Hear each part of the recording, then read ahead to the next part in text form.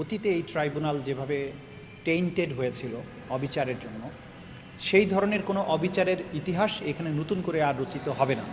এটা আমাদের দিক থেকে খুব স্পষ্ট মেসেজ যে আমরা বিচার করব, কিন্তু সেটা ন্যায় বিচারের জন্য। আজকে এখানে যেটা করছিলাম, আজকে আমরা এই কোর্ট বিল্ডিংটাকে নতুন করে ব্যবহার উপযোগী করার যে প্রক্রিয়াটা চলছিল সেটি শেষ হয়েছে।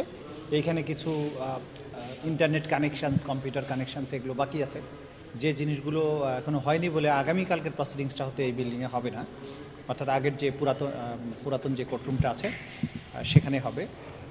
আর কালকে তো প্রথম তাদের হাজিরার জন্য আছে। যে 46 জনের বিরুদ্ধে প্রথম গ্রেপ্তারি পরোয়ানা জারি হয়েছিল, তাদের মধ্যে থেকে কালকে হয়তো 14 জনকে আমরা পাচ্ছি, এখন পর্যন্ত অ্যারেস্ট হয়েছে। তারা আসবেন, আসার পরে ন্যাচারালি কালকে হয়তো তদন্ত রিপোর্টের জন্য যদিও দিন ধার্য আছে, স্বাভাবিকভাবেই 1 মাসের মধ্যে তদন্ত রিপোর্ট তো সমাপ্ত হবে না। সেজন্য তদন্ত সংস্থার পক্ষ থেকে আমাদের কাছে বলা হয়েছে সময়ের কথা। সেই সময়ের জন্য আমরা সময় চাইব তদন্ত সংস্থার পক্ষ থেকে, যে তদন্ত কাজ শেষ করার জন্য। আর কালকে তো আসলে খুব বেশি প্রসিডিংস থাকবে না, কালকে তারা নর্মাল ডেটে হাজির হবেন। তাদের পক্ষে যদি কোনো আইনজীবী তারা নিযুক্ত করেন, সেই আইনজীবীরা থাকবেন। কালকে ইনফ্যাক্ট খুব বেশি প্রসিডিংস নাই, তারপরে হয়তো আবার পরবর্তী একটা তারিখ নির্ধারিত হবে, প্রথম তারিখে। কালকে শুধু আদালতে সোপর্দ করা, মানে তাদেরকে গ্রেপ্তারের পরে না, গ্রেপ্তার তো দেখানো হয়ে গেছে। কালকে আসবেন, কালকে আসার পরে এটা হলো মামলার নিয়মিত যে তারিখ সেটা।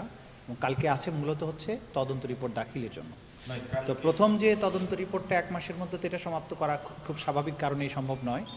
তো কালকে ন্যাচারালি আমরা চাইবো যে সময় বাড়িয়ে দেওয়ার জন্য, যাতে করে আমরা এটা শেষ করতে পারি। আপনারা যে প্রাথমিক তদন্ত করেছেন ইতিমধ্যে যতটুকু, সেখানে আসলে তাদের সম্পৃক্ততার লেভেলটা কতটুকু, কি অবস্থায় দেখতে পাচ্ছেন? এটা তো তদন্ত সংস্থা জবাব দেবে, কিন্তু আমরা প্রাথমিকভাবে তাদের বিরুদ্ধে গণহত্যার এবং মানবতা বিরোধী অপরাধের যে সমস্ত তথ্য প্রমাণ আমরা পেয়েছি, যেটা তদন্ত সংস্থা ইতিমধ্যেই দাখিল করেছেন আদালতের কাছে, সেগুলোর কপি তারা যারা হাজির থাকবেন তাদের কাছে আমরা প্রাথমিক যে অভিযোগগুলো আছে সেগুলোর কপিও তাদেরকে আমরা সরবরাহ করবো কালকে।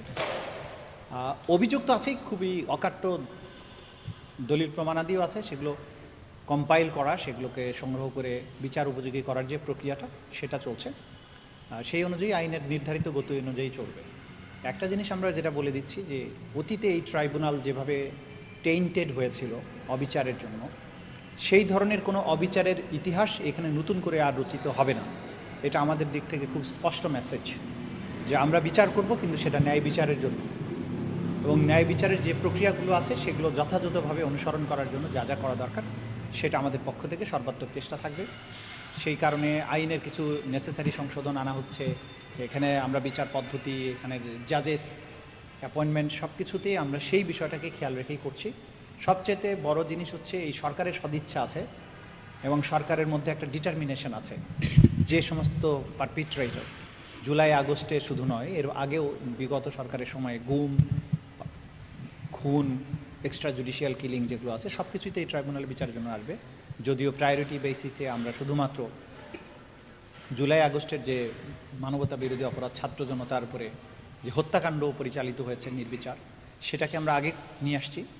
তো সেই ব্যাপারে সরকারের দৃঢ় মনোভাব রয়েছে যে তারা অবশ্যই জাতির প্রতি দায়বদ্ধতা থেকে এই যে শহীদ পরিবার এবং আহত অসংখ্য মানুষ, নির্যাতিত বাংলাদেশের যত মানুষ, তাদেরকে একটা ন্যায় বিচার উপহার দেওয়ার জন্য